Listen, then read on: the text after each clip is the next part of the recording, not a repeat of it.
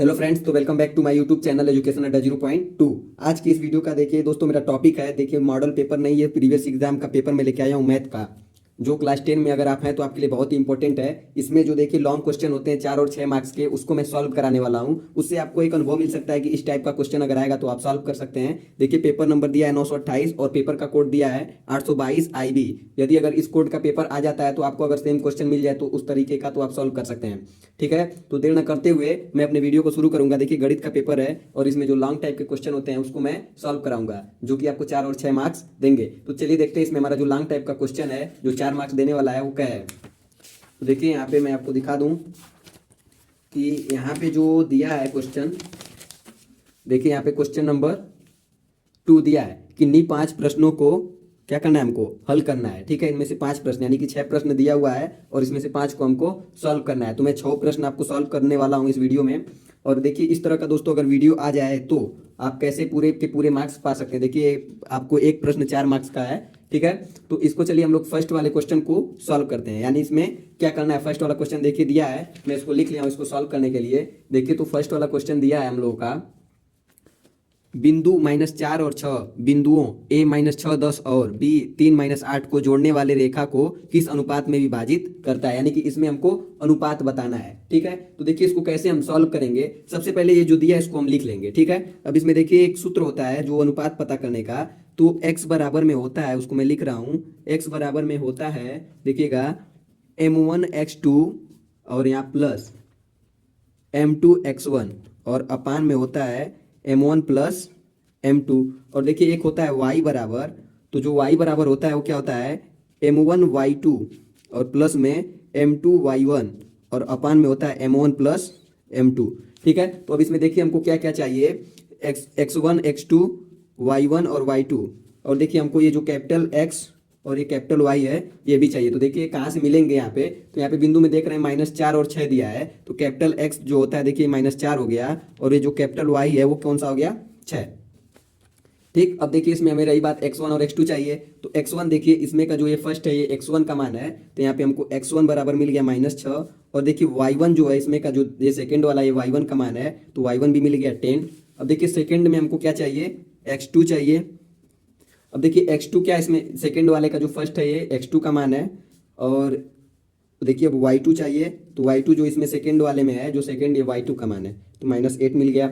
अब देखिए हमको रही बात बतानी क्या है कि अनुपात में, यानी कि हमको अनुपात बताना है किस अनुपात में काटता है। तो अनुपात नहीं पता है तो भाई हम जानते हैं कि हम मैथ वाले हैं, मान लेते हैं। तो यहाँ पे हम लोग मान लेंगे, माना अनुपात, अनुपात जानते हैं 2 होगा। ठीक है, रेखा काट रहे तो 2 अनुपात होगा, 2 भाग में काटेगा तो 2 अनुपात होगा।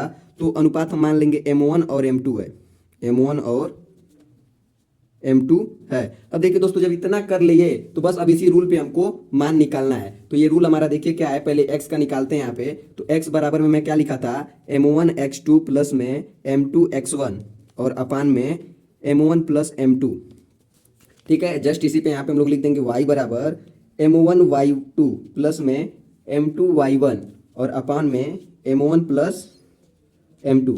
ठीक है, इतना लिख देने के बाद अब बस हमको मान रखना है। तो देखिए कैपिटल X का मान है, आप क्या निकाले हम लोग, -4, तो यहाँ पे हम लोग लिख देंगे -4।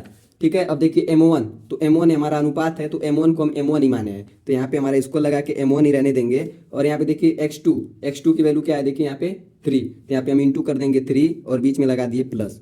m2 की वैल्यू देखिए क्या है, तो हम m2 की वैल्यू m2 ही माने हैं, तो यहाँ पे m2 ही रहने देंगे। और x1 की वैल्यू देखिए क्या है, -6, तो यहाँ पे हम गुणा कर देंगे -6। अब अपान में देखिए क्या करना है हमको, m1 प्लस m2, तो वही मान्य है, तो यही रहेगा m1 प्लस m2। ठीक है, अब देखिए आगे सॉल्व करते हैं। तो y बराबर हमारा क्या है, y बराबर क्या है, 6।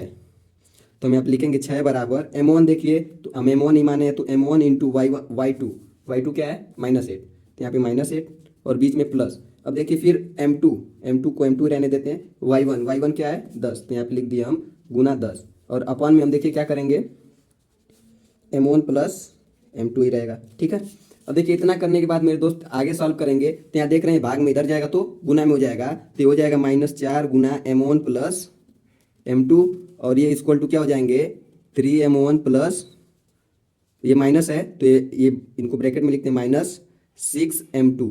ठीक है, अब देखिए इसी तरह इसको भी सॉल्व करेंगे तो क्या हो जाएगा, देखिएगा इसको सॉल्व करेंगे तो क्या हो जाएंगे 6 इंटू में M1 प्लस M2, और यहाँ पे देखिए क्या हो जाएगा, आगे सॉल्व करते हैं इसको। तो देखिए किसी से हम दोनों से भी निकालेंगे तो अनुपात सेम आएगा, ठीक है। तो पहले हम लोग x वाले से निकालते हैं, उसके बाद y वाले को मैं निकाल के आपको दिखा दूंगा। तो x वाले से निकालते हैं इसको, देखिए सॉल्व करेंगे तो क्या हो जाएंगे, -4m1 और -4m2। देखते हैं क्यों माइनस हुआ है, यानी कि माइनस है तो माइनस का गुणा प्लस में होगा तो माइनस होगा। अब इक्वल टू देखिए क्या हो जाएगा, 3m1 और प्लस में ये बाहर आएंगे तो क्या हो जाएंगे, -6m2, ठीक है। अब देखिए दोस्तों इसको सॉल्व करेंगे तो क्या आएगा, अब देखते हैं इसको इधर भेजते हैं, ठीक है। माइनस वाले को, ये जो इधर माइनस इधर भेजते हैं और इसको इधर लाते हैं, ठीक है। तो देखिए इसको इधर लेके जाएंगे और इसको इधर लेके आएंगे तो क्या हो जाएगा, माइनस इधर आएगा तो +6m2 और -4m2 बराबर में देखिए ये 3m1 और ये माइनस इधर जाएगा तो +4m1। अब देखिए इनको ऐड करेंगे तो 6, ये प्लस है माइनस है तो घट जाएगा तो 2m2 बचेगा, और इक्वल टू इधर क्या बचेगा, जोड़ेंगे तो इसको 7m1, ठीक है। अब देखिए हमको क्या बताना है, अनुपात। अनुपात का मतलब बटा होता है m1/m2। तो जब देखिए इसको इधर लेके जाएंगे तो ये हो जाएंगे m1/m2 इक्वल टू ये क्या हो जाएंगे 7/2। तो हमें देखिए बताना क्या है, रेशियो बताना है। तो m अनुपाते में हमको बताना है m1 अनुपात में m2, तो बराबर क्या हो जाएंगे 7/2, यानी कि इसका आंसर यही होगा, ठीक है। अगर आप इसको y के वैल्यू से भी निकालेंगे तो वही आंसर आएगा, ठीक है। आशा करता हूँ दोस्तों ये क्वेश्चन आपको समझ में आया होगा। अभी मैं जस्ट दिखाया हूँ कि 2024 में पूछा गया क्वेश्चन है, इसको अच्छे से तैयार कर लीजिएगा। नेक्स्ट क्वेश्चन के लिए मेरे दोस्त अगले वीडियो का इंतजार करें, जल्दी मिलेगा। Okay, thanks.